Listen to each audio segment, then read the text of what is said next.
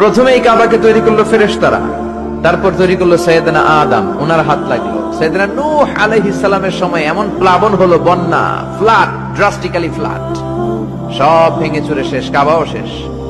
নূহ আলাইহিস সালাম নেমে আবার বানালেন, এরপর বানালেন ইব্রাহিম আলাইহিস সালাম। পড়েন সুবহানাল্লাহ। আল্লাহ একটা ফ্রেম দিলেন, ইব্রাহিম এতটুকু উঁচু করবা আমার ঘরটাতে, এতটুকু প্রশস্ত করবা, এতটুকু লম্বা করবা। কিন্তু উনি তো এত লম্বা না, এত লম্বা করবে কেমনে? নাগাল পায় না, বানানোর পরে দাঁড়িয়ে আছে, আর উপরের দিকে উঠতে পারে না। আল্লাহ বললেন, don't worry about it, I am sending a beautiful stone from paradise.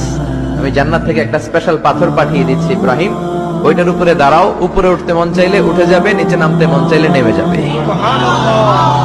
মাকামে ইব্রাহিম, জান্নাত থেকে আসা ওই পাথর কাবা ঘরের পাশে আজও আছে না নাই? উনি দাঁড়ালেন, উপরে ওঠা দরকার উঠে যেত অটোমেটিক, নিচে নামা দরকার নেমে যেত।